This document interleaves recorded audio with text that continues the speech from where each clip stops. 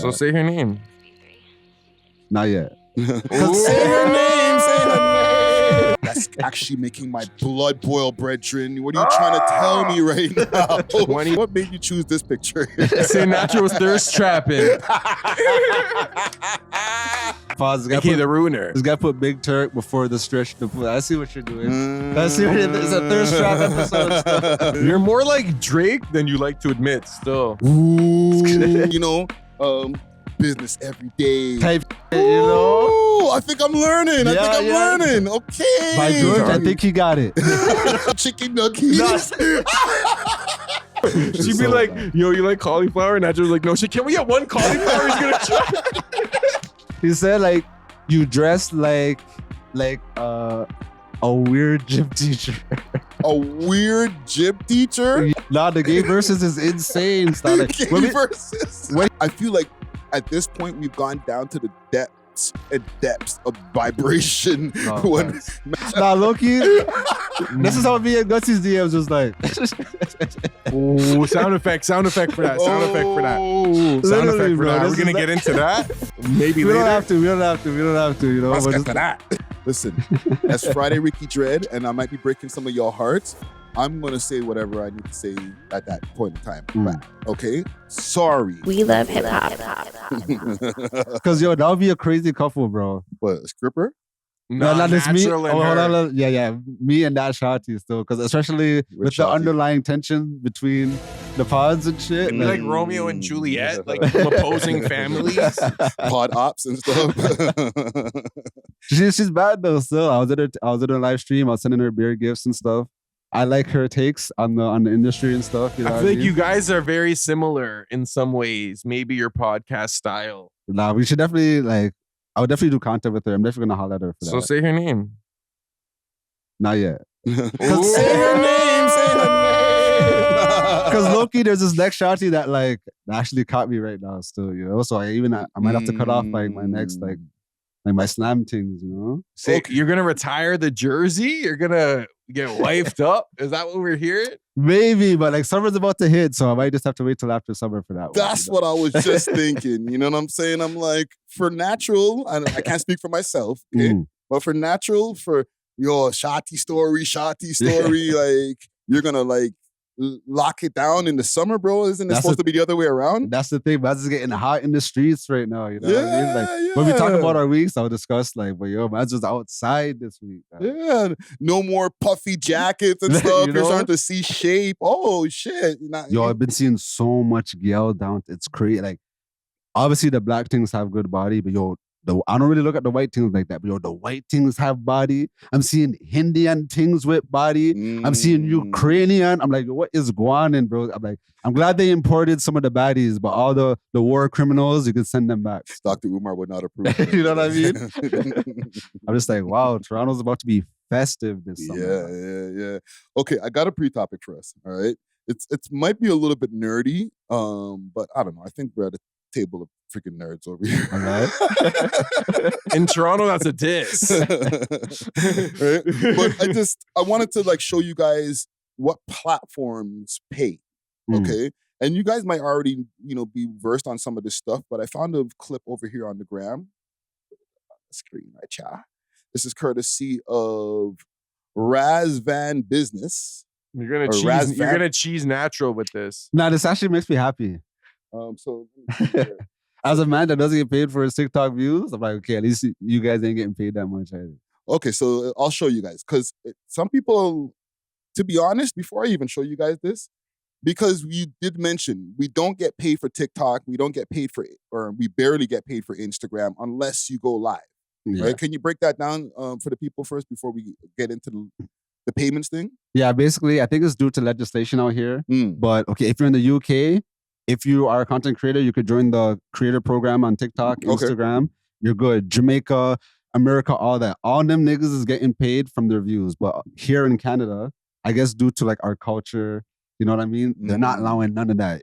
They don't really rock with the entrepreneurship creator, none of that. You know, they want you to go to school, work your job, da-da-da. So if you're a Canadian creator on TikTok, you're not getting paid from your views. If you go live, you could get subscribers and you could set how much the subscribers pay you. So you get that monthly. And then also they can send you gifts in your live stream, so you can get paid from that as well. Yeah. You know, I'm not gonna lie, Icy is a good creator in that regard. He does get, you know, some bread off that, you know. So he found a way to monetize off TikTok, you know. But for people who aren't, like, you can get brand deals. That's how I kind of found my way to go through, you know what I mean? Because I would have been quit long time, you know. The little brand deals. You know what I mean? But yeah, so for people who aren't getting brand deals, or if they're not live streaming, if they're just posting videos, then you're not getting nothing. They could send gifts in your comments and you can get paid from that as well. But realistically, nobody's doing that. Okay, so thank you for that explanation there, Natural. So when we go through this list over here, this is not applicable to Canada like that. Wah, wah, wah. So let's pull up the embarrassing. I lie. So Snapchat pays $1,000 for 1 million views in 2026. Go to the first slide. TikTok pays $600 for 1 million views. And this is US. 2026. So that'll be maybe like $850 Canadian, maybe $9. And that's 1 million views on, let's say, one post that you put up. Well, just in general. So like last month on TikTok, I got like 4 million views. Oh, so this is not per post. This is like accumulated. So I would have made like 4 bands Canadian low-key, you know what I mean? Yo, that's actually making my blood boil, brethren. What are you trying to tell me right now? 2,400 US. Wow. And like, you should be out of here. You should get out of here still. And this is our government, bro. This is what our government does to our creators, you know what I mean? Wow. Okay. Yeah, keep going through the list, fam. Let's get more cheese. Snapchat does pay in Canada. No, Snapchat pays. I'm not, listen, actually, you're putting me on. I'm finding this out today. So thank you for that information, Czar. And there's a Snapchat headquarters in Toronto. Okay. Twitter, $8.50 for 1 million views. That's an idiot. They're dissing. That's might as well just not give anything. I know, right? Don't even post. But listen, Twitter is a great source for discovery of other videos or other platforms that you might be on. So yeah, exactly. I ain't gonna diss Twitter. YouTube pays $5,000 for 1 million views. Wow. In 2026. Not bad. Yes. So salute to YouTube. And this is a sign that you're a YouTube creator. Okay, so now it's just bullshit. So what are you guys' thoughts, man? These guys, all of the different ones, Twitter's this and crazy. Yeah, that's great. Bro. I'm surprised they didn't put Facebook. Yeah. Facebook is supposed to be, you were even talking about this, like Facebook has a good payout. I've heard Adam22 talk about this a lot too, that Facebook, low key, he's like, some of the money we make from Facebook is like 100,000 a month or some shit like that, he said. You know what I'm saying? Canadians get paid from Facebook as well, so I started posting more there too, you know? Yeah, yo, there was even another link, YouTube's highest payouts. Oh, let me show y'all something. I told you, we're in Nerdland right now. Okay, so this is what caught my attention crazy. Okay, so comment PDF below and I'll send you blah blah blah. Okay, fuck the caption.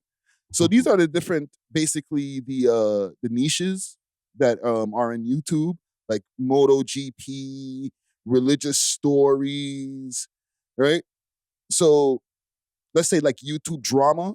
2,500, let's say on average, somebody's making a month type of shit. You know what I'm saying? And this is, hold on, let me just go to the beginning of this. So YouTube niches that pay the most in the United States. Okay. Pirates, 3,500. Vintage cars. Oh, it's not in order. No. Yeah, why didn't he have this in order? I don't know. They went crazy. Come on, Razvan. Okay, finance explainers, 9 bands. That's mad. Yo, that's why there's a lot of those guys, especially during the pandemic time when everybody started doing those financial channels. Yep. Like the CPMs, like the clicks per mile or whatever the CPMs is, whatever advertisers are paying, basically what a CPM is, are crazy high on those financial channels, bro. And it's relatability. Like everybody needs to know how to manage their money, you know? So that makes sense. Yeah. So let me show you something. There's a reason why I'm showing all of these different ones, right? Motorcycles, car collection, 6,500, AI news, which is crazy. $7,000. Right? Looks maxing his jokes. Where did you see Looks maxing? Hold on. 6. Looks maxing in 4 bands. 4 bands. Wow. Zara, you're a peep of them, you know. I don't know why, but I just felt like, why are you guys looking at me? You're like, you're the closest thing to Clav at this table. Y'all racist. Oh man. Let's see here. Finance tips, 9,000, like I was showing you guys before. I'm trying to find the hip hop stuff. Right? Rappers, 3,500, number Okay. 57. So it's not that much. It's not that much. Animal Attacks, only 2,500. They're sleeping. Chess 6 bands. Let's go. Yo, fam, like if you're just playing chess on YouTube, bro, you're making crazy bread, fam. I binge watched that. Yo, low-key, I might have to run that back just on YouTube, bro. Just like on show YouTube? my journey type thing, you know? Yeah. I'm learning piano too. I could even, do a piano channel. Yo. Yeah. No, facts. Even right here, okay, the YouTube drama. Like I watch a lot of drama channels, quote unquote slop channels. Yeah.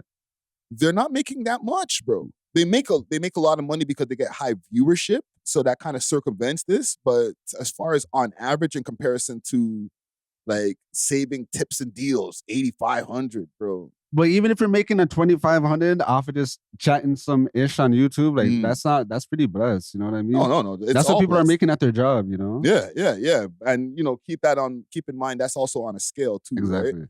But rap and stuff like that, like hip hop news, it's just kind of what we do.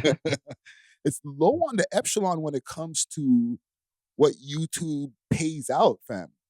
You know what I mean? Advertisers don't pay as much to, put their ads against hip hop associated videos. You know what I'm saying? Okay, that's a good point. I didn't think of it that way. I was just thinking like, okay, all these niches are able to make money, which is cool. Yeah. What I'd be curious to know is who are the biggest advertisers on YouTube? Like what type of companies? Because I feel like that might determine the type of content they'd be comfortable sharing their advertisement with or not co-signing, you know? Yeah. I wonder if it's like McDonald's or something. Like, because McDonald's you could put on any content really.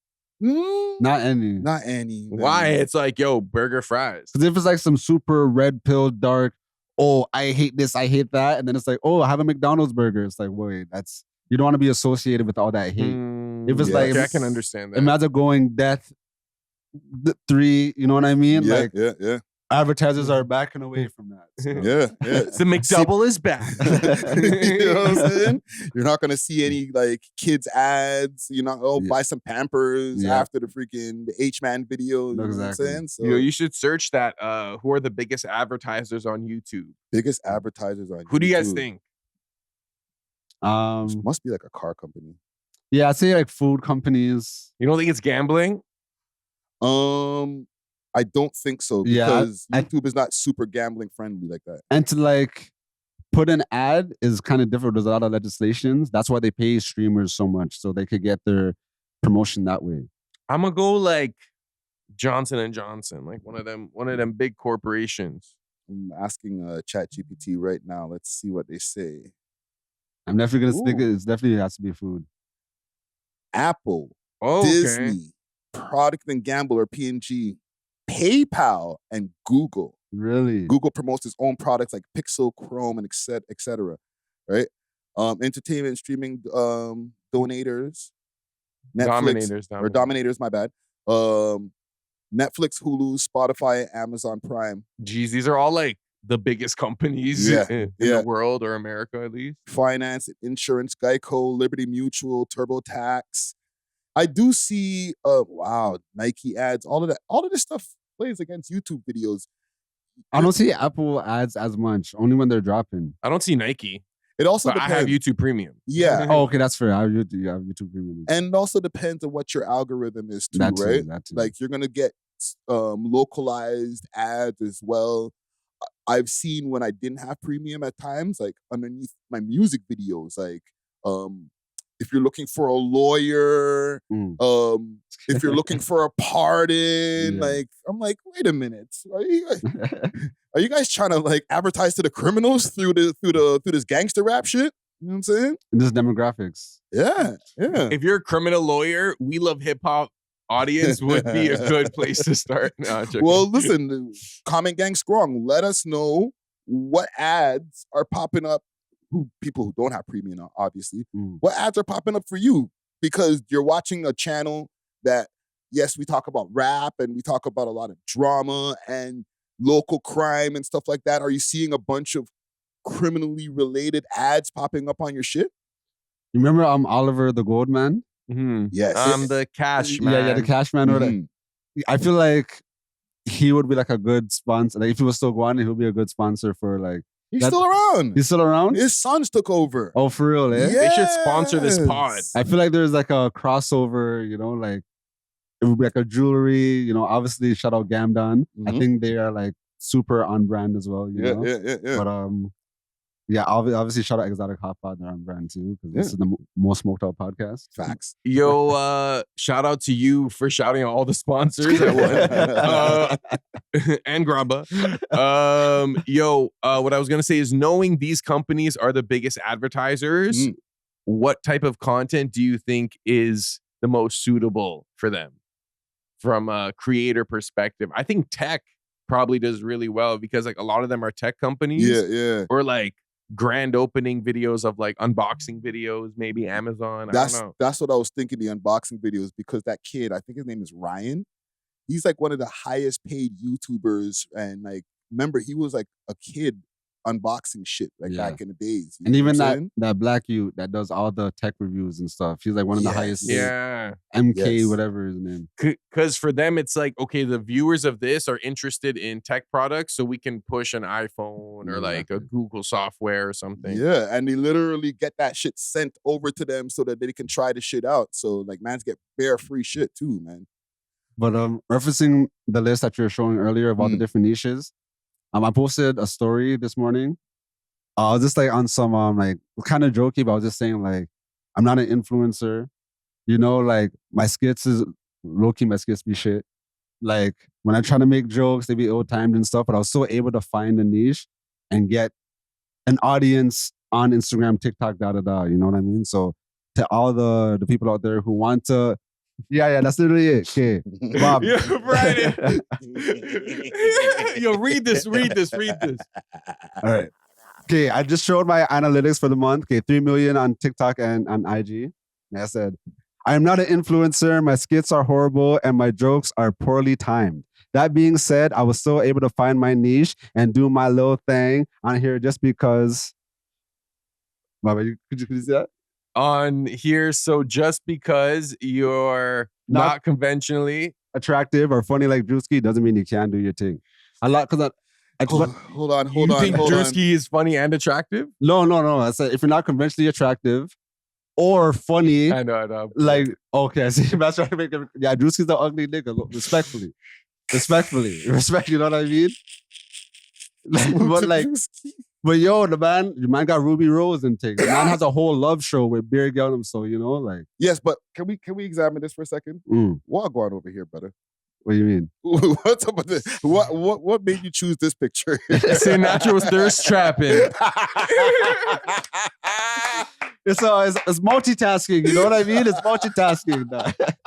Yo, because even yesterday I posted this guy's pulling his hair back and shit. In the row. Showing off the nice bathroom and shit. Yo, because even yesterday I posted a picture of like I was a youth. I was like 9 years old, like DJing like at a barbecue, you know?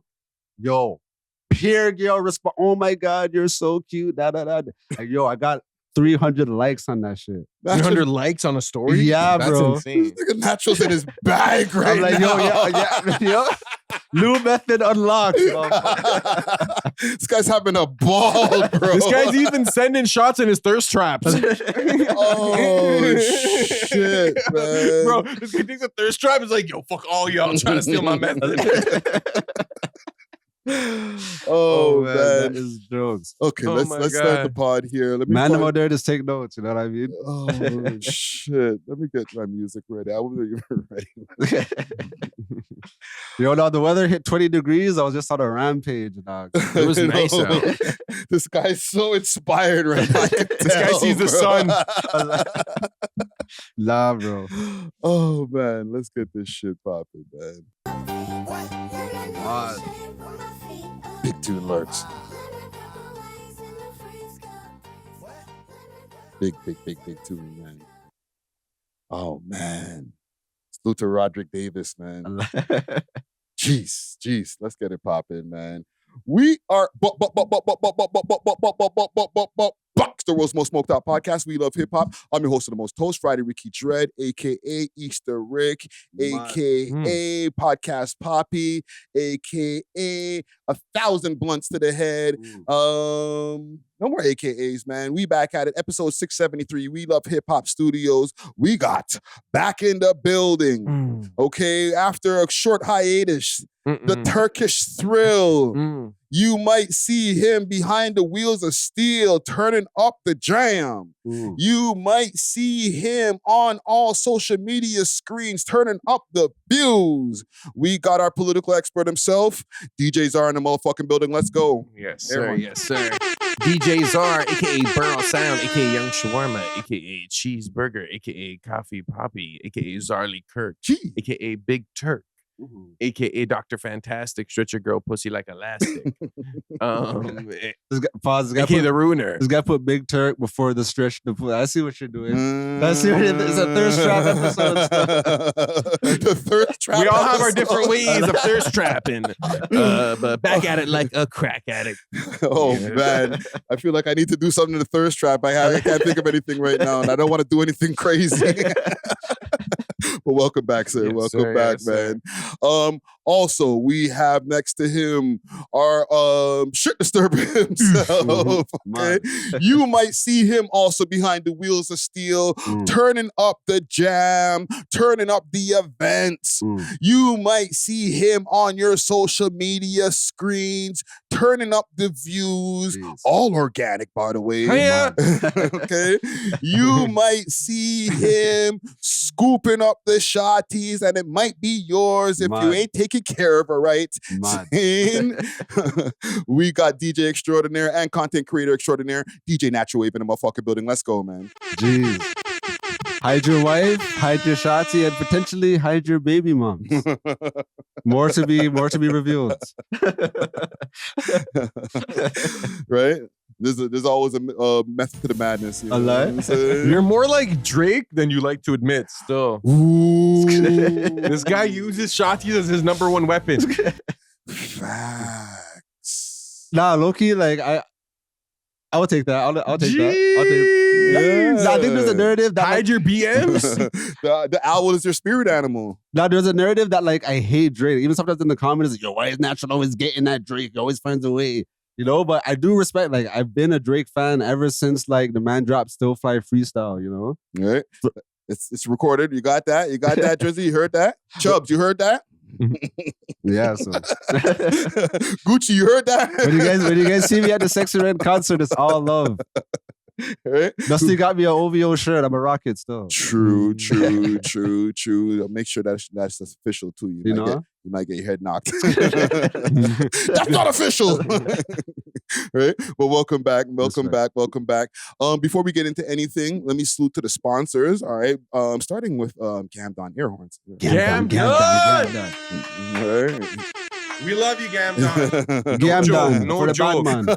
Gamdom for the bad man. Right? Big salute to Gamdom. Join 16 million players who know where the real action is. Gamdom delivers elite odds that big name books can't touch. Okay, 15% instant rakebacks on your first week, lightning fast crypto withdrawals, and live stream your action while you win. Okay, you can go over there, you can do your sports betting, you can go do your slots, anything you want, all in one site, okay? And quick, just reminder also, because this is a new site coming up for the people who are using mobile, go onto the browser on your mobile for now until the app is released. The app forwarding soon, right? Okay, man. Okay, browser, not app. Yeah. Right? So browser for anybody who's trying to use it on the phone. Use that Safari, you know what I mean? Yeah, exactly. Firefox, Google Chrome. Yeah. It's compatible with every browser. Exactly. Right. Right now, if you use the code We Love Hip Hop, right, or you could just go on the link that we'll have in the description. We Love Hip Hop will get you some exclusive offers when you use that code. So big salute to Gamdom, and just go to their website, gamdom.com. Scene. Also, I want to give a big salute to Exotic Hot Pot, from high grade strains to authentic grabber and all the rolling essentials. Exotic Hot Pot is about elevating your smoking sessions in true 5-star fashion, okay? Get a delivery of that exotic hot pot over here in the GTA. Hit them up on their Instagram page, that's Exotic Hot Pot, or you could get them on their website, exotichotpot.ca. Let them know that the We Love Hip Hop boys sent you, and they'll give you a fat discount. Last but not least, I want to give a big salute to Road Ready Detailing. That's located over at 750 Oakdale Road, Unit 66. Okay, you can go get your cars detailed. You can get ceramics, you can get wraps, you can get tints, anything you need over there. Okay, hit them up on our Instagram page. That's Toronto Road Ready Detailing, or just go over to the location, 750 Oakdale Road, Unit 66. If you see the boy Dusty Wallace, let them know that the We Love Hip Hop boys sent you, and they'll give you a big discount. You know what I'm saying? And I want to put another incentive out for the audience.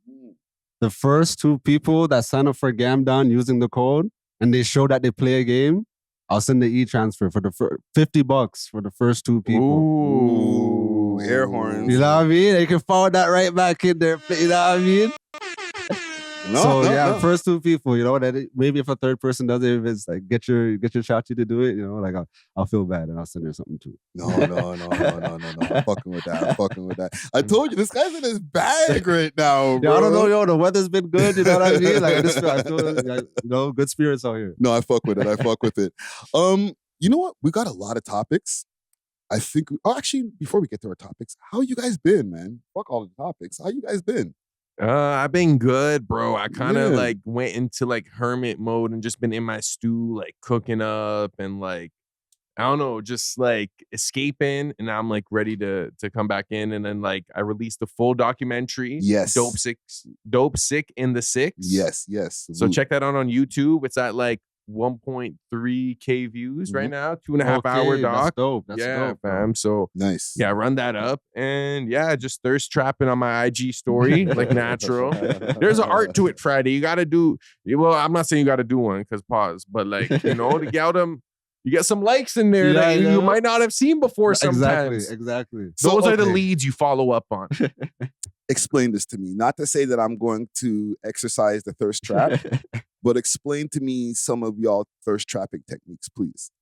Because it's different than women. Women, they just have to show a little bit of the puppies, the girls, and thirst trap complete. For me, the moment I show my 2 arms with the tats, it's a thirst trap still. So short sleeve, gym, you know what I'm saying? Sleeveless, you know those ones, a microphone, you know those ones? If you're in the gym, do you do the mirror like, yo, I just finished a good workout, try to show the bod type shit, or is that doing nasty, too much? That's nasty work. Yeah.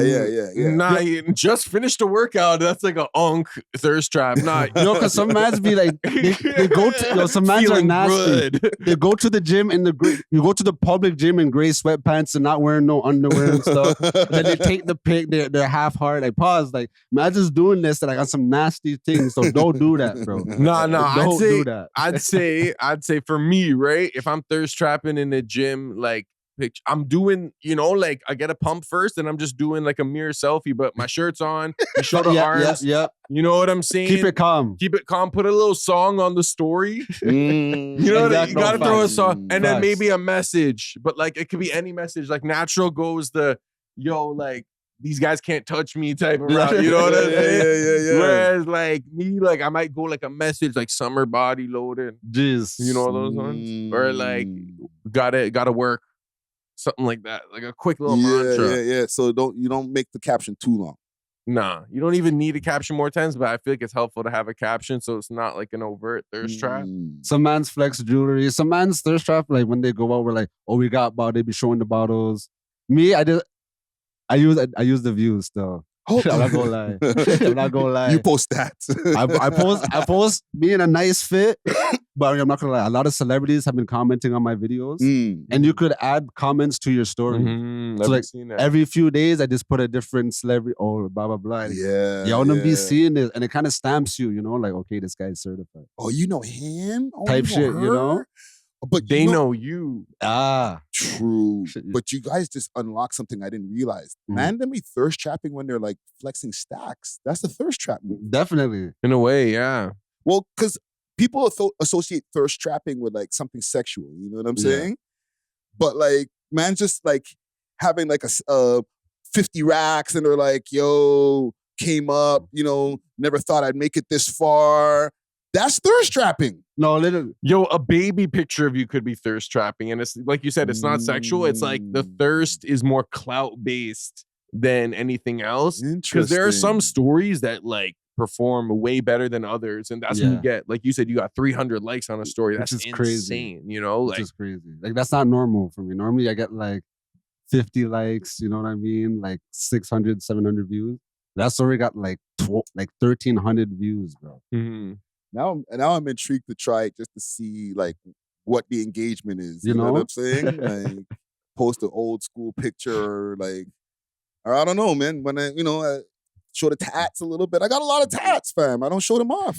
Because it's like wholesome content too, you know? It's like, oh wow, like that's a young Friday Ricky Dread. Like what the fuck? Well, yo, you don't want to enter that territory of 50-year-olds that just post old pics of themselves. Like you gotta have some new material, you know? Like yeah. I feel like, I don't know though, like.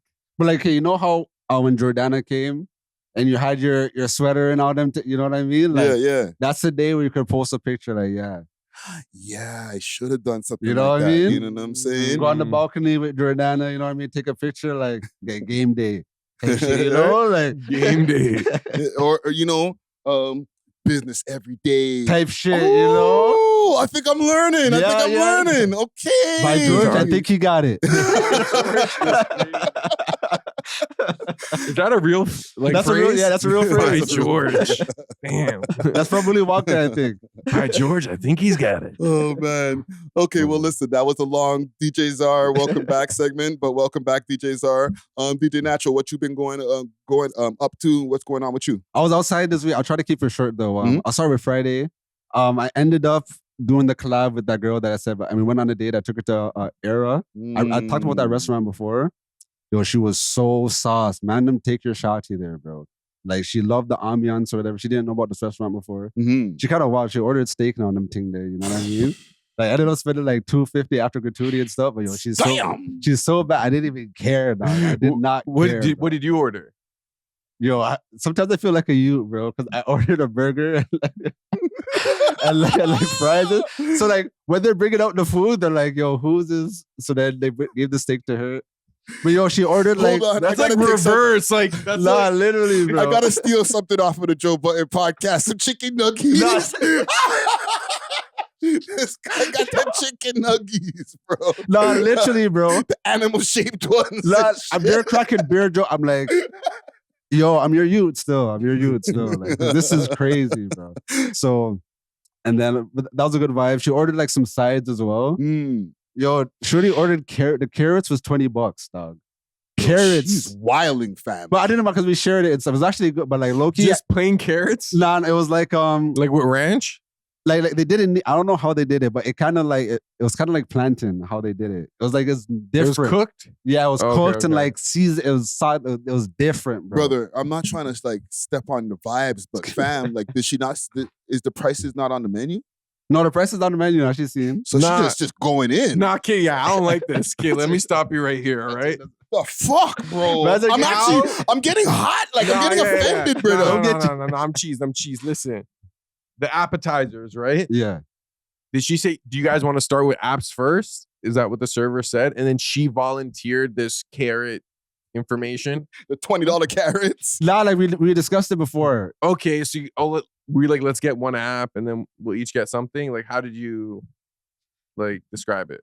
Okay, so we're going through the menu. Like, because even before, she said that she likes steak. So I already knew that she was going to get steak before I invited her out, you know? Damn. So, like, I already know what I was prepared, you know what I mean? Mm-hmm. So then we were just discussing and I just told her that like I don't really go outside of my palate, you know, I just always get the same stuff, you know what I mean? So she's like, yo, let's order some stuff so you could like try different things, you know? You walked yourself into a taste God. She put you onto something new. No, that's why you got to pull up a kid. We're getting the calamari to start. We'll get this, and then we'll each get that. Like, because how's she using that against you? Like, we're gonna try a bunch of things to train your palate, expand your horizons. I wasn't cheese. Even when I got the bill, like I wasn't cheese. Wait, how many apps did she order? 2.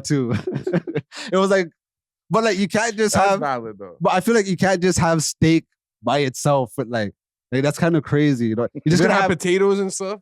No, because like when she ordered the steak, they showed her like, yo, it doesn't come with no potatoes, doesn't come with nothing. Like, okay, yeah, okay, I'll get some extra potatoes, please. No, she said that. I was like, what? She actually said that? And I was like, okay.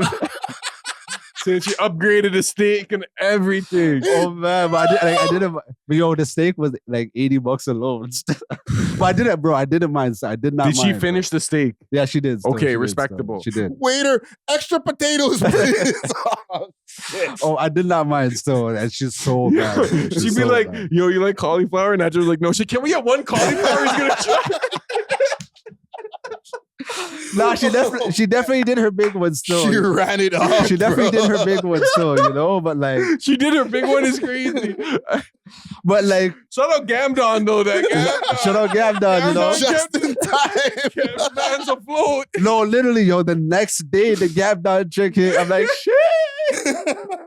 I'm like, yo, Gamdom is my favorite. Nigga. I signed up the same day, bro. Oh fuck, I'm sweating from laughing. And then, yo, that's not even the worst, bro. That was, to be honest, that was the highlight. Okay, actually, no, it was both the highlight.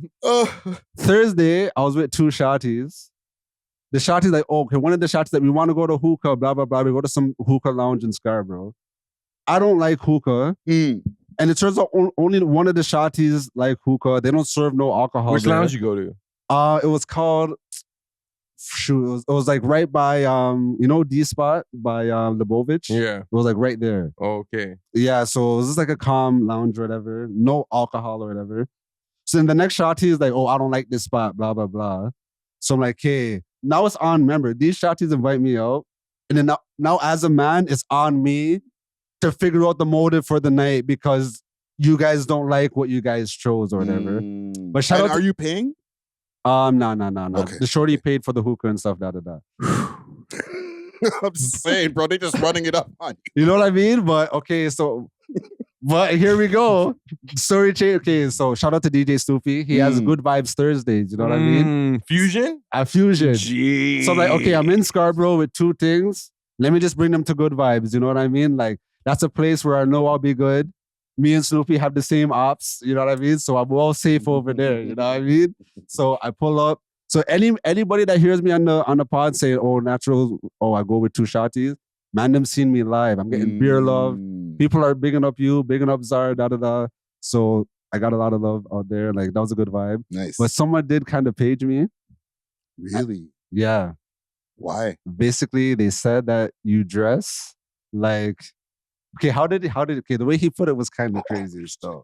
The way he put it was actually insane. I don't want to repeat it, but he basically said like... No, repeat it. I want to hear this shit, man. He said like, you dress like a weird gym teacher. A weird gym teacher? Yeah. What? Because yo, okay, so this is the vibe, bro. That's crazy. It's me, two things. Mans are coming up to me, showing me beer. Like, oh, yo, I love your takes on the pod, da. The pod's going, da. Then this one nigga pulls up like... The fashion police.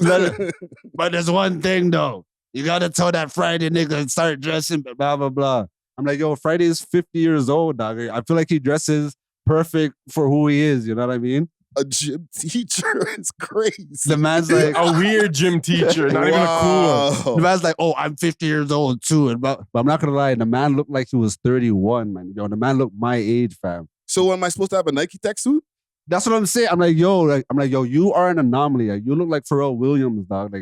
Like you are, like you're not the standard, bro. I feel like, what do you think about Friday? Do you think he presents himself well on the pod? Assess me. Assess. I think Friday chooses to dress comfortably. You know what I'm saying? Facts. He wears what he likes and he enjoys and feels comfortable in. I don't think he's pushing the envelope when it comes to fashion. And maybe, obviously. Maybe that's what some men expect. I'm going to take some chances. Okay, in the comments. Imagine Friday pulled up in one of them like risque, like fashion fit. Okay, if you put up like Jim Jones, like I think you look crazy, bro. I listen, bro.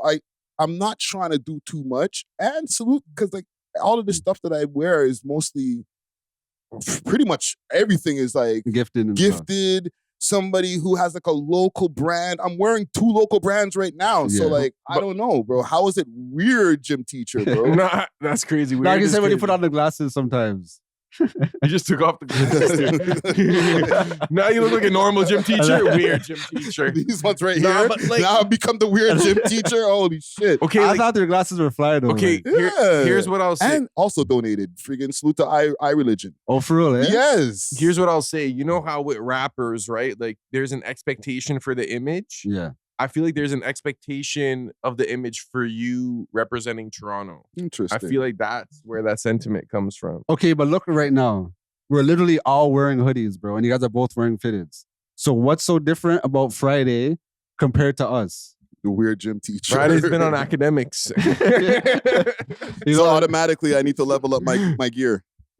I think the expectation is like, okay, like if you're representing Toronto, people are like, oh, if you're representing us, you gotta look swaggy. That's like maybe their expectation, which maybe isn't fair, but that's what I think. Here's what I think. If he didn't watch it, he wouldn't know that I have like this whack gear that makes me look like a weird gym teacher. That's a good point. Right? So did it take the view away? Like, I don't like what he's wearing. That's a good point. I'm not gonna watch this. And if that is the case, okay, and listen, no disrespect to you, homie. But if your view is dictated on what the man is wearing, that might be a you problem, brother. I feel you.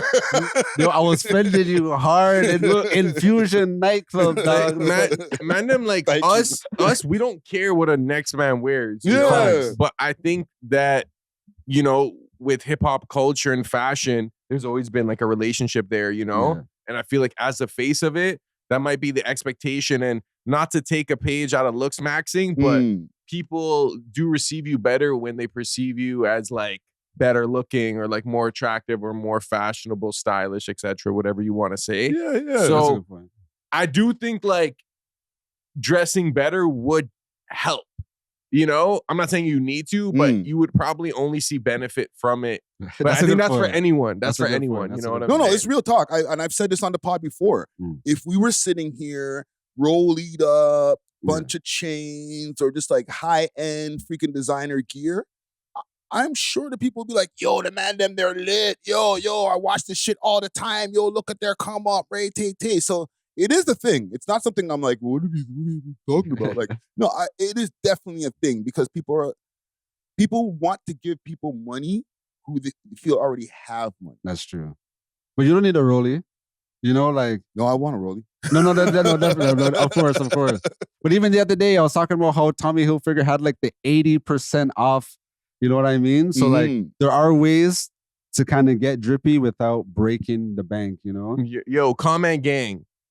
If you were a stylist and you had to, you know, get Friday a new wardrobe, what should he be wearing if he wants to be more fashionable? Because you also do have to be like cognizant of your age. Like you're not going to dress like an 18-year-old, 19-year-old. Facts. So like what is expected of him? You know, like is he supposed to pull up in a dress shirt? Like, and that's to go to Von Mills. There's the Polo outlet over there. You know what I mean? I used to get pair things over there, like 50% off, 60% off. Like, yes, I don't know. I don't buy nothing full price, you know? Yo, that'd be a sick video, like Extreme Makeover Friday edition. We might have to make it happen. You know, we get like a stylist, maybe like a barber. No, that'd be mad still. Hey, Common Gang strong, you know what I'm saying? Y'all, we could make this a group project with all of us together. You know what I'm saying? Yeah. Remake Friday so he doesn't look like a weird gym teacher. Nah, that was crazy, bro.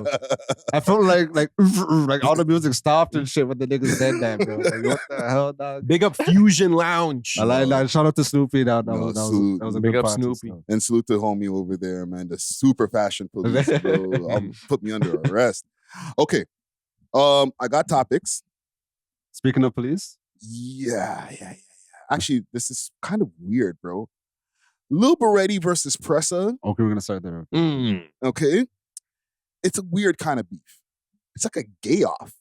This episode is sponsored by Gamdom. Join 60 million players who know where the real action is. Gamdom delivers elite odds that the big name books can't touch.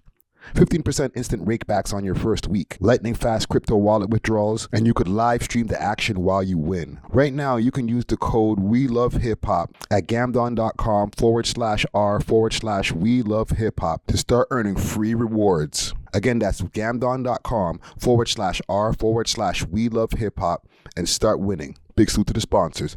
Cheer. Speaking of fashion, basically, right? And listen, the reason I call it like a gay off, and listen, I'm not trying to like demand them, but like these guys are going back and forth on who's more gay, basically. Nah, the gay verses is insane. When he was over here talking about the verses, I'm gonna go at Pressa on the verses. I didn't think this is what he meant. You know what I mean? I thought he meant music, bro. Bro, I'm gonna show you guys some posts because like I feel real shit. I feel like at this point we've gone down to the depths of vibration when mans are starting to argue about who does the more gay shit. You know what I'm saying? Or done the more gay shit. So I'm gonna pull this up, okay? Because you know the Reddit's gonna keep everything. Mans got into their stories and just started going ham. All right, Lil Berete versus Pressa. But it started before this, low key. It started on this. Well, obviously it didn't start on this podcast, but this whole reignition of this gay beef. It's because I feel like there should be some AOs in there. Gay beef is crazy. But okay, I just have to break this down real quick. Because when Bert was here, great interview. Shout out, yes. He was one of my favorite guests so far. So I'm not gonna lie, I really enjoyed that conversation. Yeah, that was dope. Okay, he said one thing where he's like, "Oh, if you work at Tim Hortons, that's not a real job." And then I'm like, "Wait," and then he clarified, But throughout the interview, he just kept making like wild statements. You know what I mean? And then I just couldn't keep interjecting. You know what I mean? Because he brought up the video, and then he's like, "Oh, I was a little kid." So I'm like, okay, I'm allow it. I'm his little kid. And then, okay, if you watch the video, you can see my face. He said, "Oh, I was 14 at the time when I did it." And then I'm just like, wait, because you're in high school, right? And then in the comments, a lot of people are saying that like, okay, that's not as young. You know what I mean? And then that's where YG and Pressa started to clip that. Oh. Yeah, and Pressa was like, "Oh, when I was 14, I was in the bin." And then Matt was like, hold on. I missed all of that, brother. You missed this, bro? I didn't catch all of that. Where the hell was I, fam? Was I so deep in the editing bed? Like, definitely. Holy. In the midst of me taking chatties to Good Vibes and spending a wild amount at Aura, I was locked in, bro. Wow. Okay, so they made clips. Yeah, so they posted on their story, all the street managers saying what they were doing when they were 14. Blah, blah. Everyone jumped off the porch when they were 7, apparently. You know what I mean? So yo, that's so crazy. A trend started, fam. Bruh, everyone's like going through like, okay, I posted my baby pics. I was DJing. They might as well posted their baby pics when they were doing drills. You know what I mean? So then Berete started responding to them, and then this is where we are now. Wow, fam. That's some lore that I completely missed, fam. Bro. No, thanks for the update. I was thoroughly entertained, bro. Because I was removed from it, you know? Like, yeah. I'm going to go find my 14-year-old pictures. And they're not in black and white, so. So Friday's just there in the trap, eh? No, I wasn't in the trap yet. I was still in Mesquite. Okay. I'm going to pull this up over here. This is courtesy of Torontology Reddit, Lil Berete versus Pressa.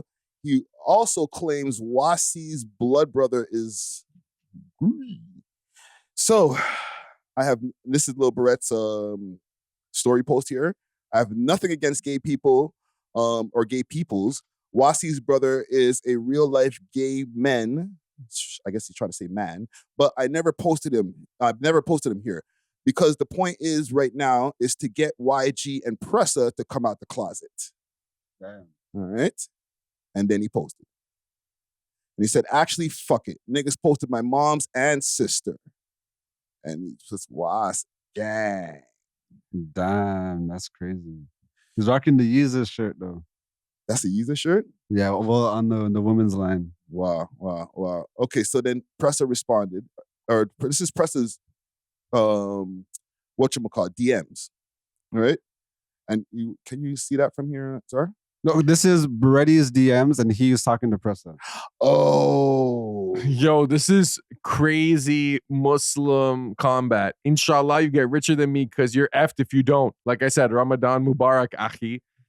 And that was from back in 2021. That was even before that. Yes, this is how long these guys have been beefing, fam. We're in 2026. Okay, so then it started recently where I guess at the time where Berete posted this, Pressa DM'd him and said, "You're actually gay, bro. I'm scrolling through my phone and seeing this shit everywhere. It's embarrassing. I had to message you and say you're gay, bro." You mad because I'm not the only one they call gay now? You gay porn director. Oh man. Wow, so he is mad. referencing the video that a lot of lore. Okay, so for the American audience, allegedly Pressa and his members, I guess they kidnapped a man and then they had him do heinous acts on film. That's all I'll say. That's all I'm gonna say about that. Well, the thing is, this is a crazy story. I can't believe we're here. But this was already mentioned not that long ago. They brought it up on No Jumper not that long ago. So when you're saying to our American audience, they might already know. No, honestly, and even recently, Pressa brought it up again because I think it kind of resurfaced. And then Pressa's like, Pressa tagged the next man and is like, "Yo, I don't want to take credit for your work, broski. They have me looking crazy out here." And then and then they started like, it was kind of like a friendly back and forth. And I'm like, what's going on here? You know, like I'm not saying my opinion on this. I'm just saying exactly what happened. You know what I mean? No, this is just laying out the lore. Yeah, this is what niggas posted, fam. No one at me. Right. Listen. I'll listen. This is what No Jumper said. Not We Love Hip Hop. Okay, and this is on Torontology's Reddit, so they're resurfacing 14 hours ago on Torontology. There is a rapper from Canada who is reported to have at one point kidnapped two of his ops and then forced them to suck each other's dicks on camera at gunpoint. Yeah. Hey, yo, that's diabolical. So gay about making a dude suck another dude's dick, even given the context. Just ordering that, like, I feel like he would look me in the eye and just be like, "Really?" Like I don't. Okay. Wasn't there other things that happened? Yes. So there's more lore. And we're just trying to explain every part of why mans are calling each other like corn directors and stuff. Yeah. Okay. So here we are back in the DMs. So okay. I'll read Berete's messages. You read Pressa's. Okay. Fam, go own don't do it. Hold on. Don't do it with imitation. Okay. Fam, go own your own masters. You got R-worded by your label. Damn. LOL. Crying emoji, crying emoji, crying emoji. Twerp, I got the best deal in Canada. GOAT status. Done deal. You out here rapping to DK Khaled like he give a F about you. Crying emoji, crying emoji, crying emoji. I think he meant DJ Khaled. Or DJ Khaled. Yeah. I still drop my music on TuneCore. Crying emoji, crying emoji, crying emoji, crying emoji, cap. GOAT status. Yo, what kind of fucking conversation? Yo, this is how Toronto rappers talk to each other. Nah, Loki, this is how me and Gutsy's DMs was like. Ooh, sound effect for that. Sound effect for that. Sound effect for that. Are we going to get into that? Maybe we later? We don't have to, you know. Let's get to that. Oh, man. Okay, let's continue. Yo, we are deep in the Toronto bullshit right now, man. Nah, this is a legendary episode so far. Okay, so, and what was this underneath here? Holy F, maybe? Yeah, okay. And then here comes YG. YG, why did you video called after it was confirmed that you were talking to a transgender? Sound effect. So I guess this is supposed to be the back and forth between him and allegedly a transformer thing. Yeah, I seen this on Reddit like probably more than a year ago. Yes. So what did I see this morning? Is that a next allegation? Yeah. Okay. So I seen this morning on Reddit. I guess the same woman said that she has videos of YG and Talib Twin, allegedly. But this is what I see. A woman? For all intents and purposes. Yeah, I guess. Nacho's shook. He doesn't know what to say. Yeah, I guess she politically correct. She'll be a transgender woman. Yeah. You know what I'm saying? We got sponsors. Yeah, no, exactly. Gamdom. Audience, remember, sign up. I'm sending a 50. Hold on. Oh man, the audio was running here. My bad. I'm sending a $50 e-transfer for the first people that send it to. Remember, shout out Gamdom. Sign up, please. Oh man, and I do have what you're talking about on the screen here, but I'm not gonna pull it up right now. I'm undecided on if I'm gonna pull it up. Actually, no, I feel you. It is kind of like we're in the mix. And it's just like, yo, is this where Toronto rappers come to, fam? Like, god damn, bro. Well, okay. Yeah, maybe we can leave all of the back and forth alone. And listen, you know what? Let me stop being all scary and shit like that. These mans are posting this shit. It's not like we're going into these guys' DMs and we're like, yo, look what we found. Yeah. Yo, we're talking about on We Love Hip Hop. Like, we're literally reacting to stuff that's online, fam. But that's crazy. Okay, here's what I think, right? Because from one angle, you know, they're just calling each other gay, seeing who outgays the other. It's like elementary school, you know? But I think the dark angle and the real aspect of it is these guys hate each other, and like if they run into each other, someone might get smoked, bro.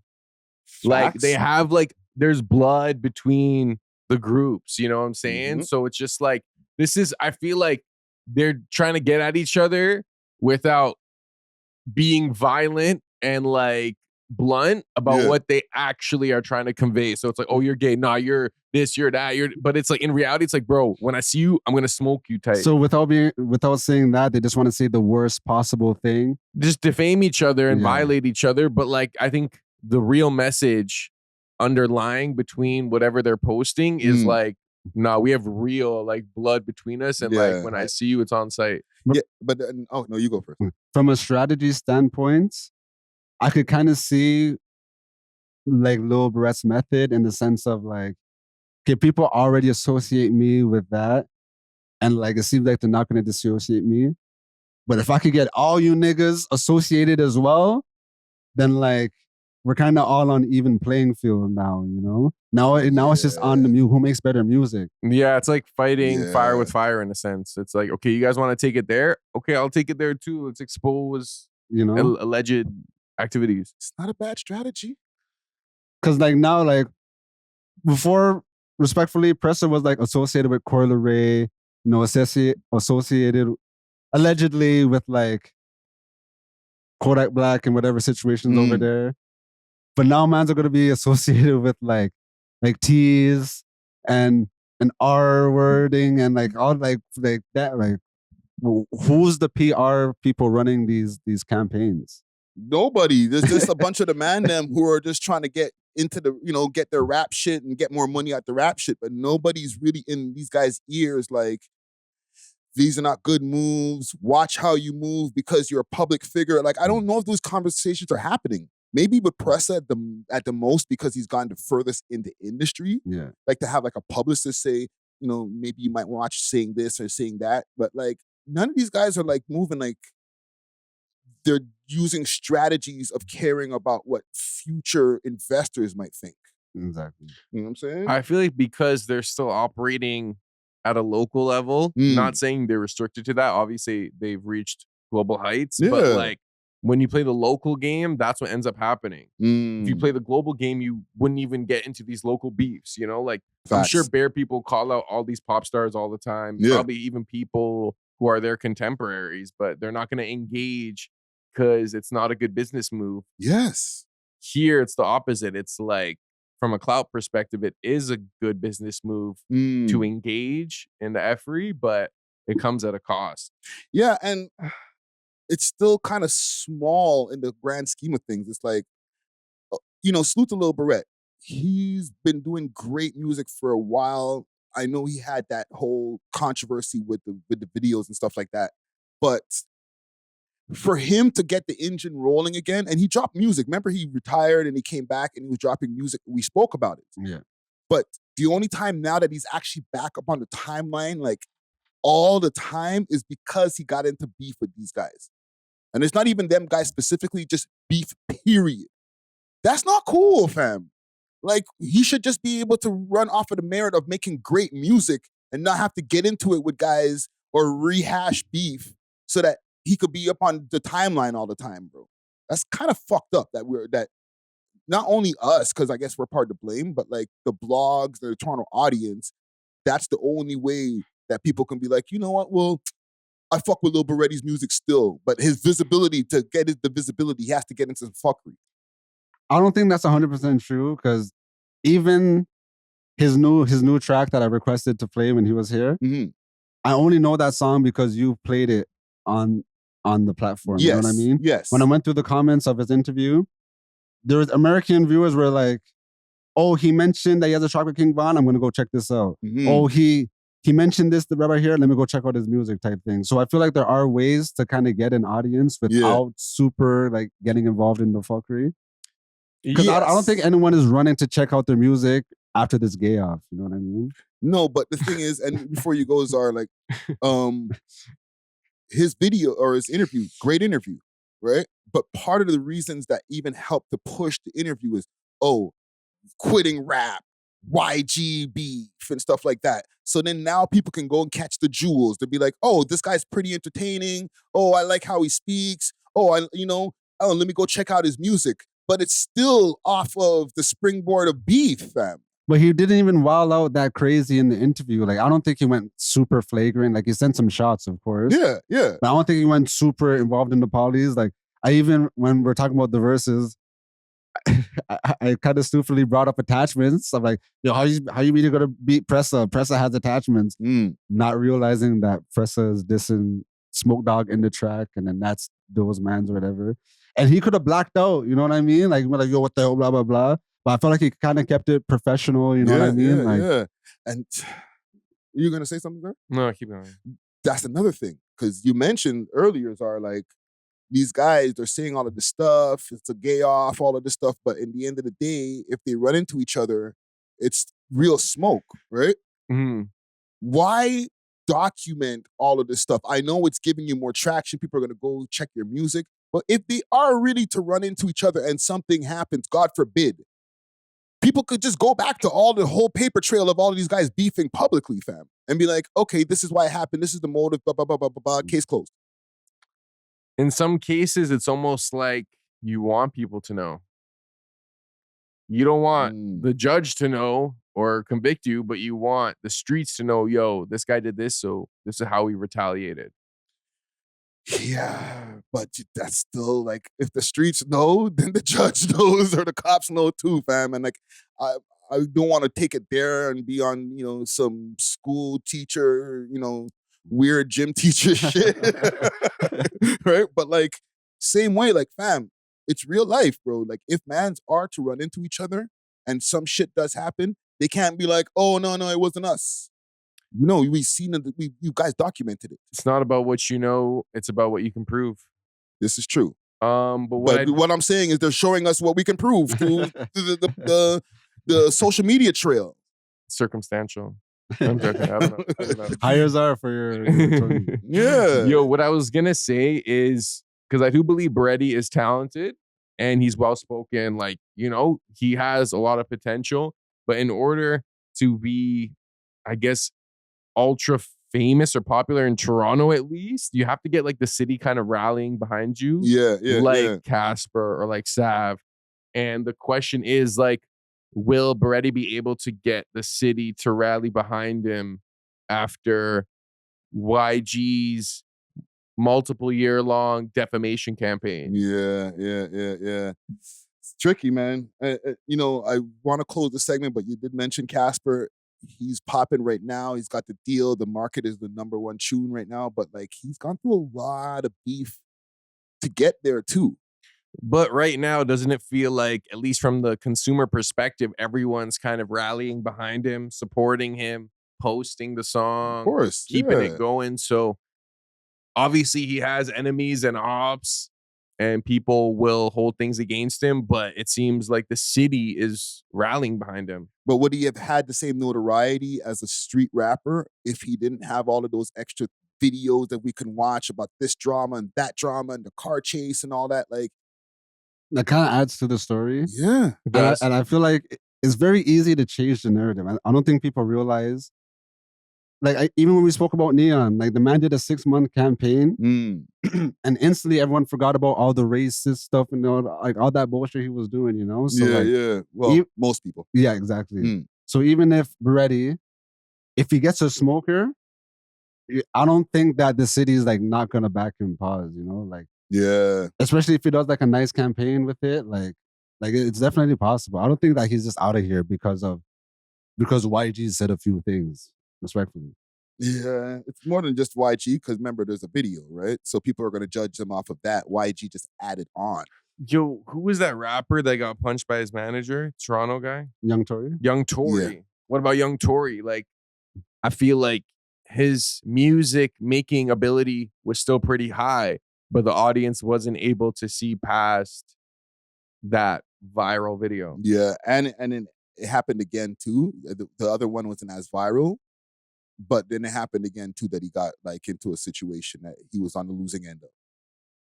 And also, I just feel like in his situation, he was kind of self-imploding. You know? Yeah, Berete has a good head on his shoulders. Pause. Exactly. Yeah. Listen, man, maybe we could use this as a teachable moment at the end. And, you know, I know we had fun with the whole gay beef or whatever, but like shit can get real.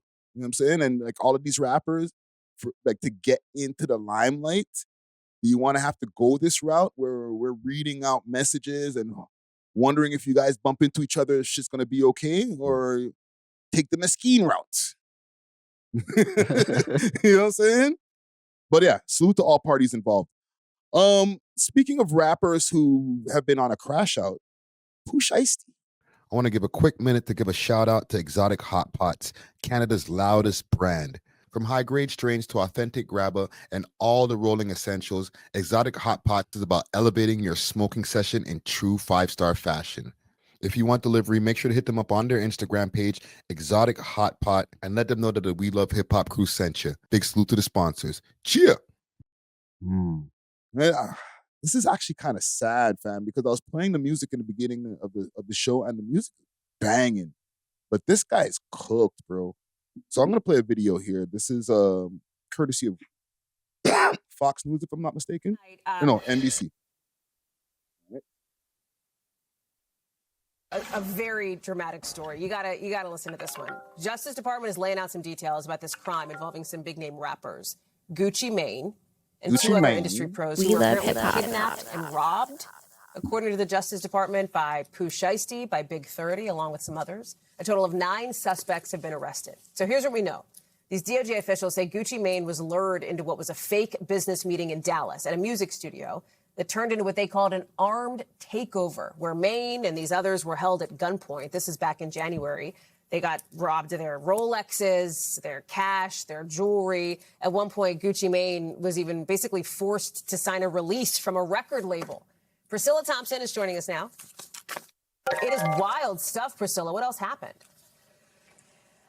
Yeah, Hallie, unbelievable, made for the movies kind of stuff. So Pooh Shiesty is signed to Gucci Mane's record label. So this business meeting was scheduled in January at a recording studio in Dallas, and Pooh Shiesty shows up with 8 other people. You mentioned Big 30. Also, his father was among those with him, and Gucci Mane shows up with 2 people. They're all in this recording studio together. Pooh Shiesty says to Gucci Mane, "Can we speak privately?" And he allegedly, according to this complaint, asked Gucci Mane to sign a release form that would release Pooh Shiesty from the record deal. Gucci Mane declined. They argue back and forth. Pooh Shiesty asks someone to bring him a bag and pulls out an AK-style pistol, according to this complaint, and demands that Gucci Mane sign this document releasing him from the recording deal.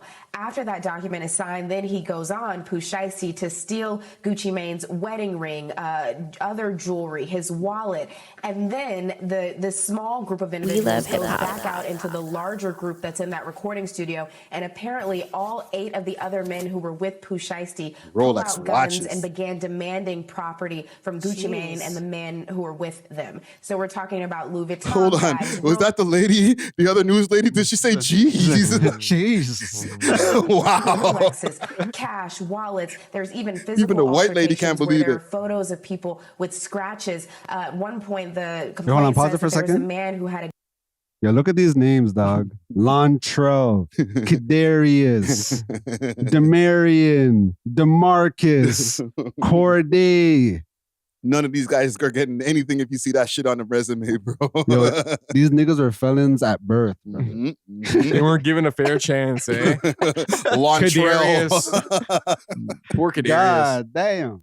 They believed that they were all going to be executed, but damn, they were they allowed bust up to the white leave man like that? eventually. And then this investigation took place where you have all of this surveillance video in and around the recording studio, the hotels, the rental cars that were booked. And you also had some of these people posting the stolen goods on social media. What's more, Pooh Shiesty was, according to this complaint, look at this guy with the watch. So there's electronic evidence that he was at that recording studio when he should not have been. He should have been at home. Wow. So The white boy Marks made, just looked like a cat scratched him. Like, were arrested and have been charged what with are we talking all about? of them, all 9 of them, though, charged with kidnapping and robbery. Hallie? Can I just ask one question, Priscilla? I don't know if you know the answer to this. Oh, man. Look at this lady. She's just so unimpressed. But presumably, if Pooh Shiesty had been under home detention, he would have known that, right? That there was an electronic monitoring situation happening on him? 100%. And in fact, Hallie, according to the complaint, there was a conversation with his parole officer who said, you are not where you're supposed to be. And Pooh Shiesty said he thought he had permission to leave and told the parole officer that he would be returning home. We thank you for watching, and remember... All right. This is sad shit. And obviously, people are mad right now at Gucci Mane. They're saying that his name is popping up on the paperwork as one of the complainants in this incident here. Right? So the jails, like I have a video right here of somebody in the jails that are just like, jeez. I'll play this video and then I'll get you guys commentary. Oh man, watch this here. So fearless young smacker in Georgia chain gang is disgusted that Gucci Mane snitched. Right? This nigga Gucci Mane told! Nigga! You know, way! Bro, the attack nice, bro. That's what identified them. That's hurt, bro. This guy threw his phone off of the shit, bro. Damn. So, what are y'all thoughts, man? Like, this guy just came home, bro. First day out just came out maybe 3 months ago. Tops. You can start this one off. I think it's a super idiot thing still. Like, but it's a lot of street niggas are just dumb, bro. So I'm not surprised. You know what I mean? Like, he was one of the few rappers that was clearly like living out his stuff. You know, Yeah. like, all of the real rappers, they all have this ending. It's either jail or cemetery. You know, like. But funny enough, this news actually came out in like February. Yes. I remember I was watching Act Stream and then it was talking like literally right after it happened. Yeah, I posted it and people tried to say it was AI. And then it just died down and went away. So I guess they're doing their investigation. They're getting all their ducks in a row. Yeah. But yeah, I just think it's a idiot thing. So. And I'll say quickly also, when I interviewed him, because yes, he is living his raps, there was the incident that he had where they had robbed some people for some weed or sneakers or whatever. Yeah, sneakers. It was like surveillance video of these guys pulling up in like luxury cars. It was like a green Lamborghini. To rob shoes, like gunshots went off. When I interviewed him, the record label said you can ask him anything except for anything on that case. Right? So it's just the hood mentality, you know what I mean? Like niggas, they can't separate themselves from that. Even the incident where he was performing in the club or whatever. Yeah. Then he had his stacks out of his pocket and then it fell and then someone grabbed it and he started licking off shots. Yeah. Like, that's what he was locked up for right now. Oh, and before this. Like what he just came home from, yeah, exactly, is from that incident in the club with the stack that fell out of his pocket. Exactly. So, I don't know, man. I will say this quickly, or maybe we can do an experiment. Maybe we could try to like get into their mind for a second, like the average hood nigga, because it's not just a Toronto thing. Or Atlanta thing. Toronto mans will crash out like this too. You know what I'm saying? This is what I think, because you spoke on the hood mentality. I think old habits die hard, and what happens is when individuals from hoods make it to, let's say, the corporate, right? It's almost like a whole different world. So in a sense, they have to like code switch and like behave a certain way. But I feel like if they're pushed to a certain extent, then like the old habits, exactly. You'll revert back to that, and I think that's what happened. I feel like he's probably felt like he was being unjustly paid by Gucci Mane, and he reverted to, okay, what do we do when we have to handle a situation? Boom, we stick him up. We do XYZ. Yeah, well, that's not what I'm asking. Okay, so the situation, he wanted to get out of the contract. He came there with a drafted release form from his lawyer. Okay. And he presented to Gucci and them, and he was like, get me out of this contract. Which, that's not even how it works. Exactly, right?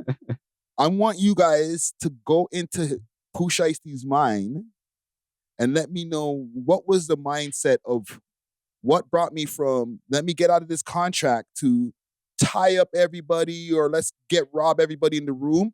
Like, rationalize why that was a good plan.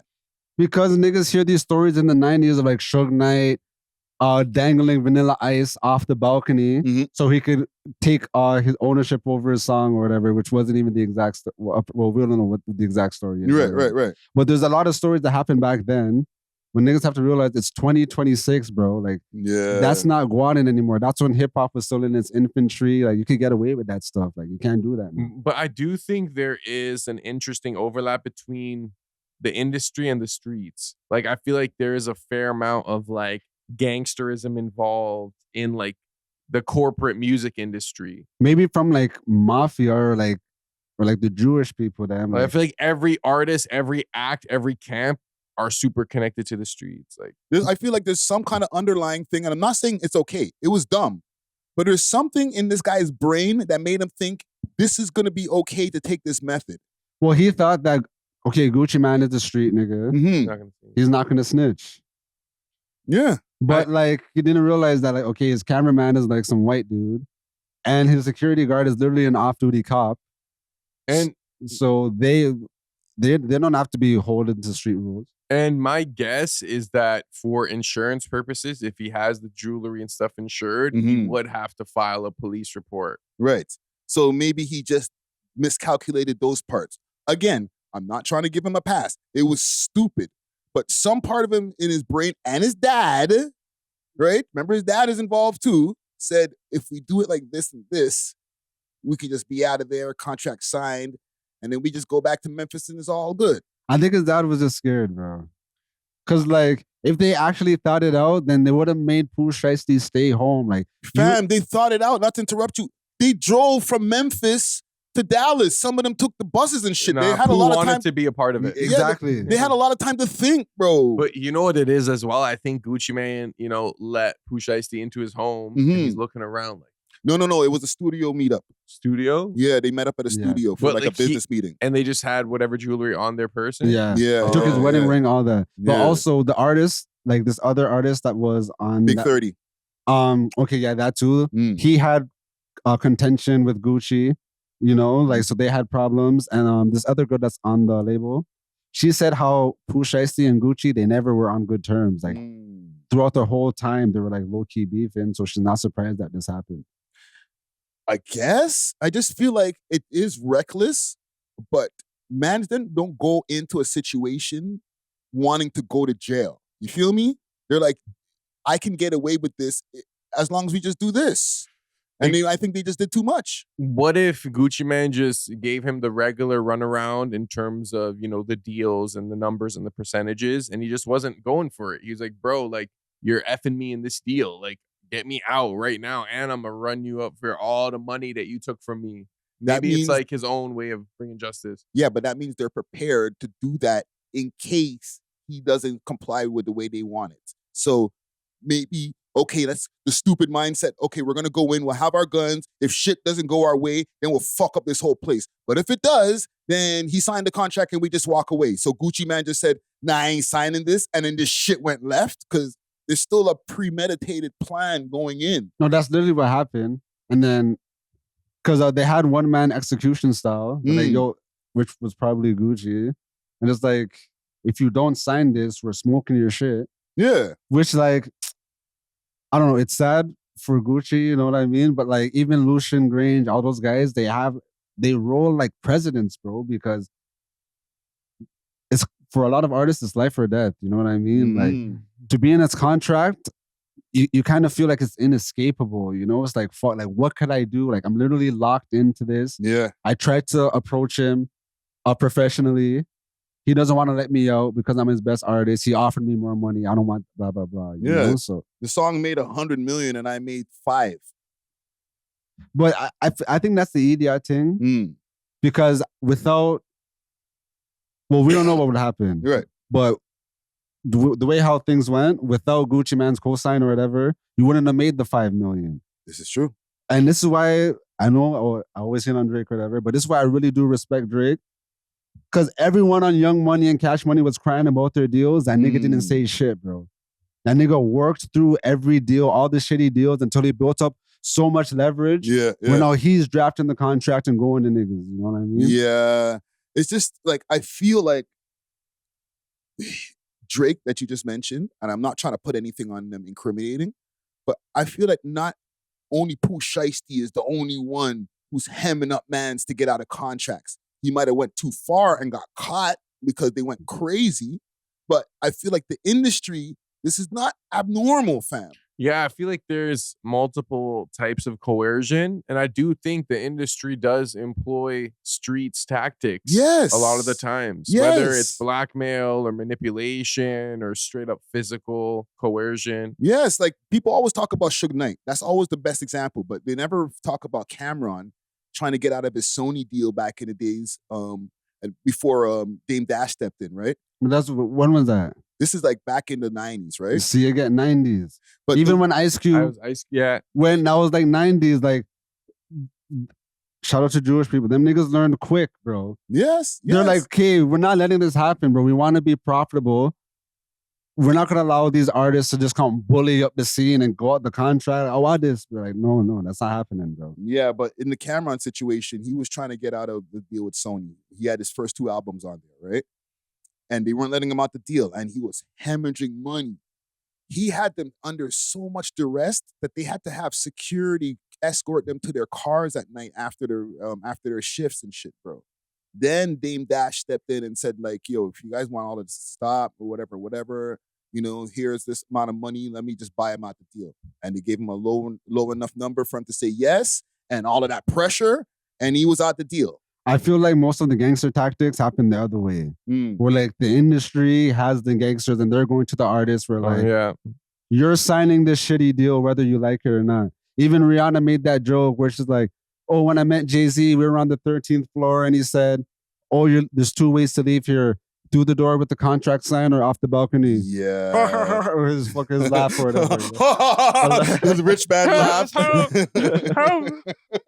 No, but it sounds funny, and she mentioned that in like an MTV interview or something. Yeah. But he might have been really serious, bro. You know? You know what I'm saying? He might have been like, you can go up the balcony, shorty.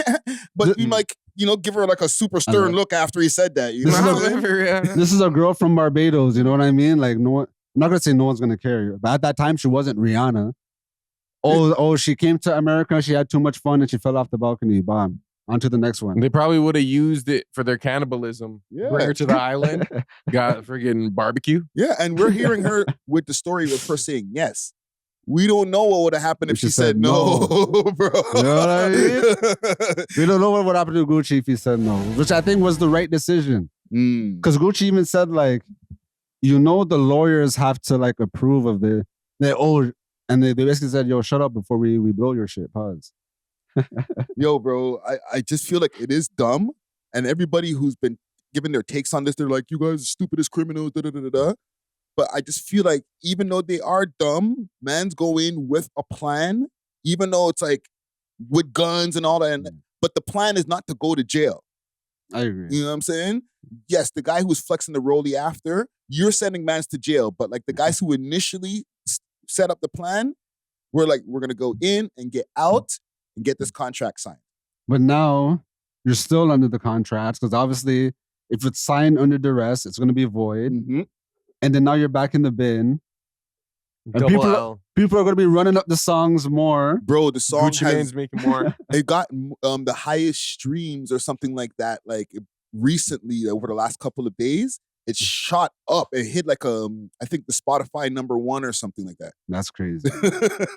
That's crazy. Damn, bro. I'm trying to get out that contract so I can get more of that money. And now it's doing better than before. And you're getting more money to fight the case against me. Now you're making the man more bread. Yeah. L strategy. Yeah. Listen, man, no solution. Well, one thing before we get off of this. Is Gucci snitch? Well, his name is in the paperwork. So that's already happened. Okay? By street standards, okay? I'm going to speak as an ex-street nigga. That's snitching. I don't give a fuck about the testimony later on and, he didn't go to court and whatever. The fact that his name is in the paperwork as one of the complainants, you've already been put in the snitching category. Okay, I have a question. Okay, like, God forbid, but like, let's say that happened here. Mm-hmm. You're Gucci, you're the cameraman, I'm like the off-duty officer or whatever, right? There's cameras everywhere, like everything's documented. The cameraman and the off-duty officer already said what happened. Yeah. His ankle monitor proved like everything's already there. Yeah. They just ask you like, if you say anything, is that so snitching? If everything's already proven, like you're not making the case for them, like it's already there. You need to make this police report so when you go back to your wife, you can get your wedding ring back. Listen, that's Friday Ricky Dread, and I might be breaking some of your hearts. I'm going to say whatever I need to say at that point in time. But, okay? Sorry. I'm just going to say, yeah, I got robbed by a bunch of hooligans. It was my artist. You know what I'm saying? Gucci in this situation, if I was Gucci, I would say you spoke to them. I think you got enough information from them. That's fair too. Like if you already have the case, you don't need anything from me. Yeah. Well, you guys have surveillance. You have ankle monitor. You spoke to the homie here. You spoke to him, my security. Okay, yeah. I don't think I need to say anything. No, that's fair. Right? Just so that my name is not in the complainant paper. It does look bad still. You know what I'm saying? With this whole Atlanta run they've been on as well. Yeah, because his name, when you go through the paperwork, is in there as one of the complainants, freaking Radrick Davis. Yeah, like actually pointing out the man too. Yes. So like, and I'm not saying, you're wrong for doing that, Gucci. Like, no, I'm a civilian now. And like, them are civilians. Like, that he's quote unquote doing the right thing. But that's not gonna help him sell records about selling bricks and shooting at niggas and all that. Like, we don't believe you no more, bro. But do you feel like if he gained his validity through abiding by a certain code and he breaks that code, that kind of lessens his credibility or validity? Or at least the brand? He can say, listen, and this is part of the rationale people are going to give. Gucci before was Gucci before, but now he's grown to be a businessman and whatever, so different rules apply. Cool. But if you're still trying to sell the music that you make, it's one thing if you're like, okay, I'm just a label exec. I don't even make music anymore talking about that. All that shit is before. But now I'm just going to tell because I'm a label exec. No, you're going to drop a new record too. And in that record, you're not going to be like, if shit gets hectic, I'm going to tell. You can't say that. That's not going to ring. But is Gucci Man so dropped like that? Like, okay, the recent songs I like from Gucci Man have been collabs. Like, he did a collab with Uzi, Lil Uzi. Is actually fire. They did a collab tape, low key. Right. The Wake Up in the Sky with Bruno Mars, I like that. The Black Beatles with Ray Shremmer, I like that. So I feel like he's kind of been more on like a commercial pop thing rather than like, I'm gonna drop some street shit. A main act, yeah. The last time, and I'm putting it up right now on YouTube Music, the last time he dropped an album was 2025. Last year. Yeah, but like, what is it? He looks like a miskeen, not a miskeen, but he looks like, I changed my life around type shit. Still, bro. I'm sure if I go through the songs and you be like, and I chip the bricks and I throw the flip it. He's still talking the same shit, bro. Like I listened to Gucci Mane's music, bro. I was listening to him like new shit from him up to like 2022, and he's still talking the same shit, and he was already signing artists. I think the real question is whether the fan base or the hood demographic dismisses Gucci because of this.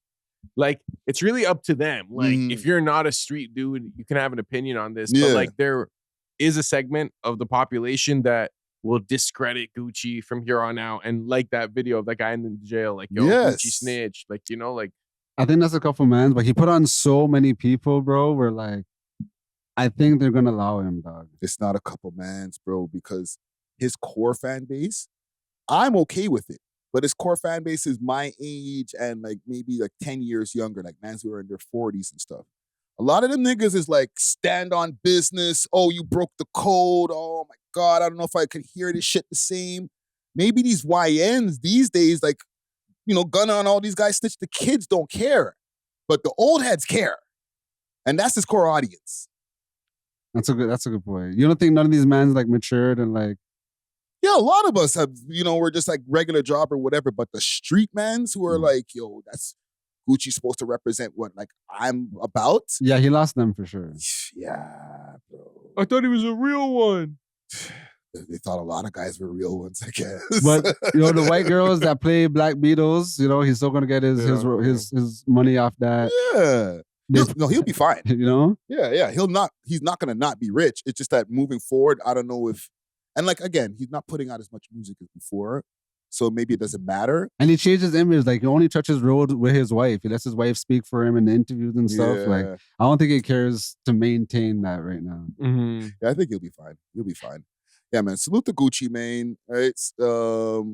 I guess salute to Pooh Shiesty. Actually, I don't know. I can't salute stupidity, man. You know what I'm saying? I'm not gonna salute Pooh Shiesty on this one. Yeah. You gotta get right with God, there, brother. Definitive statement. Right? Standing on business. Gamdom! Sign up now. I got a couple more stories here as far as just like civic things or things that are going on in the city. 82 police cheated on their test to get a promotion. Okay? Sorry. Sound effects. I'm feeling like I'm having deja vu, DJ Czar, because we've reported on a story once upon a time, maybe like last year, 2 years ago. That black woman that was getting other black people in the forest? Yes! Were you there for that one? No, but I remember her. You remember that one, right? Yeah, she's going down as a legend. Yeah, I think somebody broke the record, fam. 82? Yeah, that's mad. Let me pull up the story over here. This is via I pulled this up on Instagram. I wonder how they're cheating. Right, so this is on RTN Toronto. Right, so Toronto Peel investigating 82 police officers over alleged cheating in promotion process. The investigation is still in its early stages with no charges laid so far and comes alongside a separate corruption probe involving other police officers. That's the Project South thing. So here we go. Okay, Peel Regional Police are investigating allegations that 82 officers cheated during a recent promotion process, with the probe still in its early stages and no charges laid. Is this pretty much the same thing you read? Yeah, it is. Anyways, yeah, I thought there would be like pictures or something. Hold on, did I miss something? No, you read it word for word. There's only one slide there? Okay. Yeah, and it's the same thing. Okay. Wow, 82. I would want to know how they cheated. And they're saying cheating in getting promotions. Yeah. So come on, guys. Well, come on, bro. Like, these guys, what they're doing, like with the lady that got caught, right? They do this, you know. I don't even know how they do the cheating, but fam, a lot of these guys become unqualified policemen, which in turn become corrupt policemen. If anybody can get on the force, if you just cheat to get on a test, bro, or like not even get on the force, get promotions. It's probably on some like, okay, I'm a sergeant. I rock with this officer. He's been pretty cool still. Like, I want to get him up here. He has to do this certain test or whatever. Okay, so like, this is the answers for this, because I want to make sure you get up here. Once you pass this test, I'm gonna promote you type thing. I really think it's like that too. You know? Yeah. Like, I'm talking to this shawty and like, she wants to be a police officer, which is hilarious. So she's going through policing school or whatever, and then she's telling me that after policing school, she has to do like a physical test, like a mental test. Like you have to do like an education test as well. They check your background and all this. Like she was making it seem so like strict and stringent, but then I hear about all these these stories. So I'm just showing her like, yo, I feel like it's not gonna be that crazy still. No, it's not gonna. Like, they're hiring anybody, bro. You know what I mean? Yeah. I think there is like access to entry to an extent. Once you're in, and once like you're fully solidified in, that's when the corruption starts. That's when, you know, probably higher ups are putting you onto flexes. And being like, yo, if you get this raise, like, you gotta give me this, because this, that. Like, I feel like it gets like very political. And I know, I guess, yes, someone that my cousin knows, I guess, is a police officer. And like, I know that this guy has to like kiss ass to work his way up with your higher ups, you know? So it's kind of like, I feel like it starts with the higher ups. The corruption doesn't start with like the entry level constables. It's the guys who've been there for years. Yeah, you get to see a lot and know finally what's behind the curtain. You might have came in like as a bright-eyed, clean kid, like, yeah, you know, I want to fight crime. And then you find out how it really is, and you're like, fuck it. Once you know the system, you know how to finesse it. Yo, but okay, like, this is gonna sound weird, right? But if you were a police officer, what would you rather do? Arrest high-end drug dealers and go through the whole process of getting to court and fighting lawyers and all this stuff, or just rob them for their cash? You know, those ones like, I'm probably just robbing them for the cash. That's what I'm saying. Yeah. No, I do see what you mean. Because it's like, oh my God, all the paperwork, we have to do all these investigations. Or it's like, I know what you guys are, they're not, the dealers aren't going to call the cops on the cops. You know what I'm saying? Yeah, well, I would That's a good probably point. start up some kind of program with these guys, bro. It wouldn't even be like I'm stealing from you the one time, fam. Like, I caught you, I can take you in, or we could work together. Run me your work. Yeah. Or keep the work and just send me a percentage. Keep on making your money, but now I'm gonna tax you, brother. Crooked Officer Dread, eh? Bro, this is why I can't be an officer. Because my mind goes there. You give me that power, fam, I'm gonna use it corruptly. In a corrupt way. Would I do that? I don't know. I'll be too narrow still. I'll be mad narrow. Like, because I don't know. I just feel like they're gonna bag me still. You know what I mean? You know, they don't got the stomach for this shit, brother. Yeah, nah. Like, if it's one of those ones where like I do a big bust and then there's like 100 bands, it's like, nah, there's only 75 bands there. So I'll do those ones, you know what I mean? But I'm not locking in with no dealer, I'm having a program, all that stuff. Yeah, like you'll that. get bagged for that. Yeah, that's too, like, I'm not doing that still. That's too much. I don't know, bro. It's like, go big or go home, fam. That's the way I look at it, bro. Like, but I'm also coming from the perspective of I used to be on the other side of that, right? Yeah. So it's like, bro, you give me that power, I'm going to use it in that way. And there's too many people who think like me who are on the force. Yeah, exactly. Don't get it twisted. There's not a bunch of guys who are like, yo, that's crazy. What are you talking about? Like, that sounds good. Yeah, they're like, oh, that's all you would do? I do way more shit than that. You think there's people like me where it's like, what are you guys doing? I think that's how they start. I think there are people like that too, the wide-eyed innocence and honest intentions. But I think probably after a few years on the force, like, you just get numb to it and you're like, yeah, let me rob these dealers instead. And doing all this paperwork. And if you ain't changing that wide-eyed bullshit, oh, what are you guys doing? What do you mean, what are you guys doing over there, fam? I'm gonna make it hard for you to be on this force to either you get down or just quit, bro. You know what they do with the wide-eyed officers? They put them on a horse or on a bicycle. Yeah. You're gonna see me patrolling the streets? Get him out the way, bro. Put him in the office somewhere. You know what I'm saying? Just you're getting stashed away, never getting a promotion ever, fam. Mere construction duty, like. Yeah, fam. Come on, bro. come and take some of this brick with me, bro. You know what I'm saying? Yo, bro. Yo, man's have like an extra 3 guns in there, I wouldn't bro. snitch though, but I'll just be like, I'll just have to walk the other way still, just so I'm not, you know?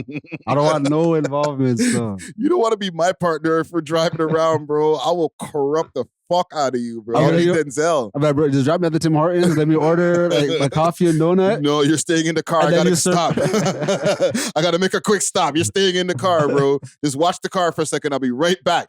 Bong, bong, bong, bong. Okay, I can do that. I'll wait in the car still. But if you hear bong, bong, bong, and then I just get back in the car and I'm like, drive. But like, oh, you guys are playing loud music in there. You know willfully ignorant. Hey, you gotta have to be, bro, because if you really, bro, we're dealing with it right now. Yep. There's a whole bunch of cops that got busted for wild shit, giving up addresses and all types of shit. The level of corruption that these mans are willing to take it, they're thinking like me. And like every week, there's like a new story. Yeah. Like the next set of cops. It's like, okay, so all y'all like that. Yes. Except for, what's his name, Dunkley? Except for Dunkley. He's like you, bro. He'd be like you. Like, what are you guys doing over there? Me and Dunkley will make a sick teams, though. I gotta give you some advice, even though this is super hypothetical. Never ask the criminal man, then, yo, what are you guys doing over there? Just act like you didn't see shit, bro. Niggas just look up. What do you mean? What you doing over there? Who's this guy? I wear my glasses, my smile and shit. What are you guys doing over there? It's crazy. Well, what dice game is that? What's in the bag? Bro, you're gonna get shot if you ever become a policeman. Don't. You have a lot of salt over there. Can I have some on my? I have some curry goat. Right? Oh man, but listen, no salutes to anybody because I guess salute to the one police that we do like. Staying on police bullshit or whatever. The gun buyback program.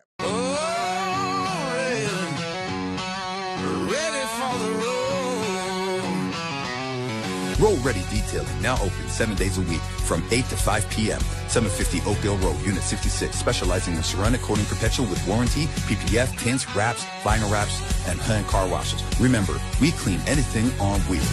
Roll ready for the road. Okay, we spoke about this. The deadline's done. Also, anyone that had certain classified guns, they can't bring it back anymore? Not get money anymore. Now you just got to bring them back or you're going to catch some kind of charge because the deadline, I think, was, I have a video I'm going to show you, but I think it was the 20-something of March. So as of now, those firearms are illegal? Basically. Oh, and you're in possession of, I guess, prohibited? I don't know. Yeah, so I'm going to play the video over here just to give us a little bit more clarity. Because I saw this last night and I was like, oh, shit, we spoke about that. And I forgot there's an actual deadline, right? Turned in for destruction by the end of October. So these rifles must be turned in for destruction by the end of October. But today is the final day that their owners can apply for the buyback program to be paid, to be financially compensated for turning in their arms. And so far, this program does not seem to be going all that well. As of last week, about 52,000 firearms have been turned in right across the country. That's far below the target for that point of 136,000. Now, a gun control group, Polysouvient, which was founded by some of the survivors of that Code Polytechnique massacre, say the government has not done enough to promote the buyback program and is not properly communicating it, how it's going to work to gun owners. There's a lot of confusion out there. Even people who would be willing to participate in this, would be willing to turn in their rifles in return for cash, are not being informed about things, including the fact that today is the deadline in which that offer will expire.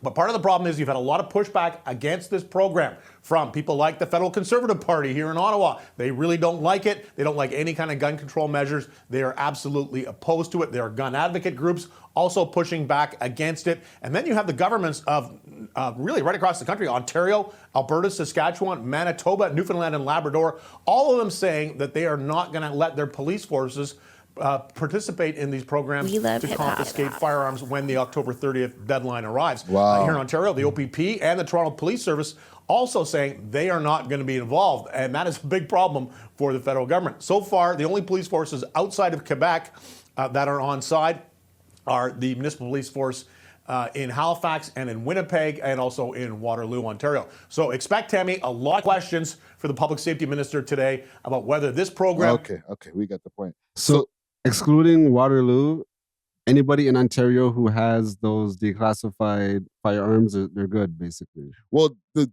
deadline to give in your firearms is October 30th, from what I'm hearing here. And they said that the officers aren't going to be enforcing it, though. Not in mad provinces and cities, right?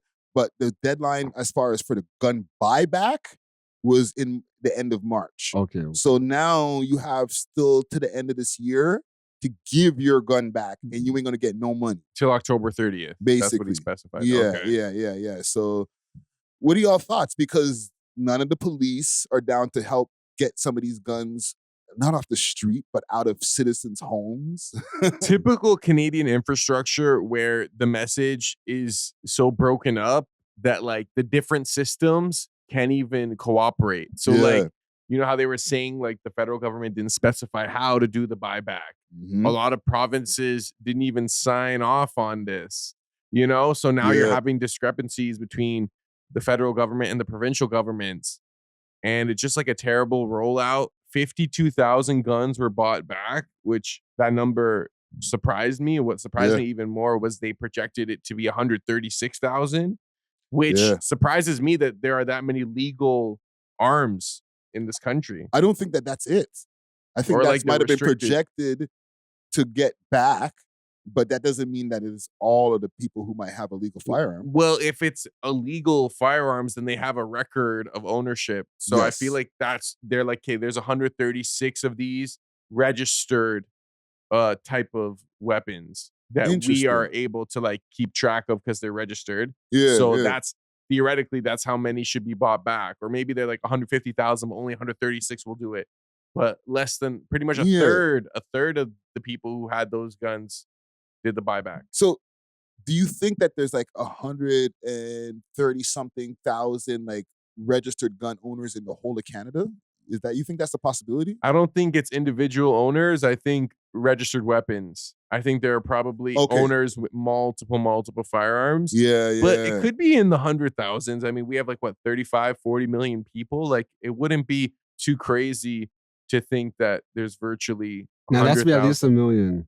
Because even Jordana, big up to her, she was talking about all the different straps she has and shit, and that's one girl, bro. So imagine like them hunting ass niggas where that, oh, this is my daddy's musket from 86. They got like a moose head hanging on you know the what wall. I mean? Yeah, but if it's per gun, like 100 something thousand guns, like you just mentioned, like she has multiple, so she counts for, let's say, five, right? That doesn't mean that you're going to get to 100,000 people in Canada who have a registered gun license. If it's less than 100,000, even if it is 100,000, that's still pretty low in comparison to the population that we have, fam. Yo, Google that. How many registered legal gun owners are in Canada? I guarantee it'll probably have. My guess is like 80,000. 80,000? You think it's 1 million? No, I just think there's at least 1 million straps. Like whether legal or illegal? No, like legal. Oh. Like really? all over, yeah. Even like, because remember, like Yellowknife and Nunavut and all those places where I feel like hunting is probably like a pastime for those guys. I don't think they're clubbing like that. You know what I mean? Where it's like winter, 10 months out the, you know? They go to the club. Their club is in the forest. Freaking shooting the youth them are shooting pure cans off the fence and the, you know? Oh shit! These numbers are actually way different than we were thinking. Yo, thank God for ChatGPT. 2.4 million licensed gun owners. Yeah. I'll give you that. Yes, sir. That's 5 to 6% of the Canadian population. One thing, I will never doubt the white man's ability to shoot some shit. You know what I mean? Or be able to own a gun. Yeah. Wow. Yeah, that's a lot of people that, you know, are legal gun owners in Canada. That's a lot more than I expected. Yes. This is why even the video that I posted about Jordana talking about it before, it's going crazy because there's a lot of gun owners who are not happy with this buyback and all of our guns are restricted now. Like this is it's not a good situation. This video is gonna go crazy too. I already know.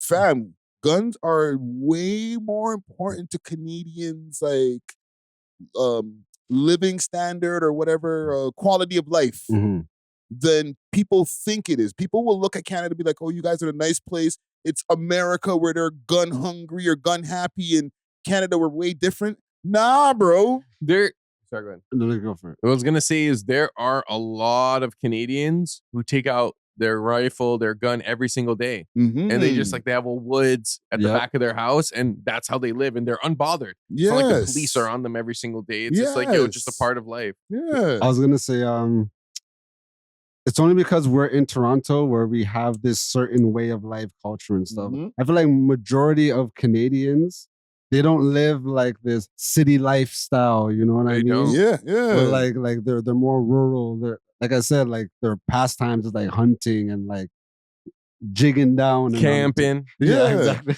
And even for the metropolitan Jigging areas, right? What are you doing? Just jigging down. That's what white people do, like when they're just chilling. I'm just hearing banjo music with that. Nah, right there. You know what I'm saying? But like even like with the metropolitan areas, even though we're more quote unquote liberal, the blue hairs are out here and all that, but like there's a lot of people I know from Montreal, from Toronto that are like, yo, I freaking have a license. Like, you know what I'm saying? It's, like I'm not even gonna say too much, but like people I know personally, a lot of people I know close to me have legal gun licenses. And they're not police. Right? I just gotta emphasize that because I know people are already like, of course, federal, right? All your friends got guns. No, like there's a lot of people, they might not have the gun, but they have the license. You know what I'm saying? So people care about that shit out here, bro. Right? But yeah, salute to all of the gun owners out there. I don't even know what to tell you guys, bro. You're cooked, fam. All your guns are gonna be gone soon. I don't have any more stories, but we could do one more just to see if you guys are interested in this, right? You know there's going to be a bunch of places that are going to be underwater by 2021 or 2100? I've been hearing like is LA going to be one of them? That is actually on the list. Let me show you guys this. It's not like a big story. It's not a trending topic or whatever. I just felt it was just like really countries that will disappear by 2100. Yeah. Okay, so this is courtesy of Matrixes, right? Entire countries that are slowly be consumed by rising oceans. So Maldives. The Maldives. Right? All of these places that are like heavily... Maldives is 80% below seawater already. That's mud. I mean, based on that picture, it looks cooked. Like I could eat just one tsunami and it's done. Yeah. Tuvalu. I don't even know. Oh, was that in Fiji? That's in Fiji, yeah. Okay. I don't know where this place Kiribati. So I emphasize Bati. I don't know where this remote ass place is, but Marshall Islands. Shout out Eminem. No, I'm joking. Right? Losing coastline every year to rising seas. Yeah, so they're this already cooked. This is not even going to be by 2100, bro. Bangladesh, fam. Oh my God. Bangladesh. Right? We'll lose 17%, displacing 20 million people. Holy. The Netherlands. Their land. Right? 26% already below sea level, fighting constantly. Shout out my boy Neil Ross. Remember Neil? Yes, salute to Neil. Yo, Neil, man, we got to get you out of there, bro. Yo, he might be underwater right now watching this. You know what I'm saying? Miami. Oh, what am I in? Right? So this is like a little bit more close to home. Right? Miami, everybody's in the beaches and all that type of shit. That's not a stunt. Venice. I mean, they're already like underwater, no? Yeah, but it's like a beautiful thing to go through Venice and dry. Oh, I'm on the water. The gondola and them thing there. Yeah, but only with a shot. Yeah, but fam, like that right there, that way of life, you're cooked in the next few years, bro. You're done. But yo, next few like decades. I don't know. Instead of like they're using the gondola here, it's just like up here now. Like, bro, like you're just higher up now. Like, hold on, there's one more city here. Oh, that's it. Okay, I thought there was one more city. But yeah, man, all of these places, like, again, it's not a news story or whatever. I just found it super interesting. I found that post. I'm like, damn, bro, the world's going to be a different place. And then, like, I don't even say by 2100, bro. Like, the next 2 decades that's going on. Yeah, definitely by 2050. Yeah. Well, with, of course, environmental, AI, political.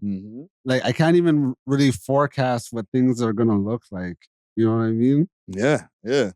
Yeah, I think Meta AI glasses by 2030, everyone's gonna have them all the time. Oh yeah, that for sure. Like it's gonna be not virtual, augmented reality type thing. So like if you're doing a video call, like you're seeing a hologram. Hologram of the person that you're talking to type thing. Yeah, and even like, I use a lot of Chat GPT and we use a lot of AI. They're using a lot of water for that too, bro. So I don't even know how much water is going to be available too. Maybe that might turn shit around. Man, we got enough water on Earth. This is true.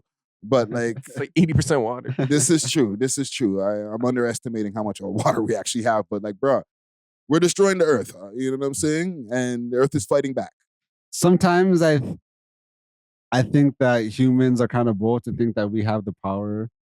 Well, obviously, if you use a nuke, then that we can. But like I feel like the Earth is going to be good regardless. Like if it needs to get rid of humans to save itself, it's going to do that. Yeah. But at this point, I don't think that like, people like driving whips and stuff is like completely, you know what I mean? I think it's damaging the Earth, but it can never ruin the Earth because I feel like the Earth's been around for so long, like before we were even a thing. Yeah. And even if we do bare damage, it might take like a 500 years of restoration, and then Earth will just do its thing, you know? I think a lot of us are just happy in the fact that whatever we're doing, I might throw some garbage out the window of the car, whatever.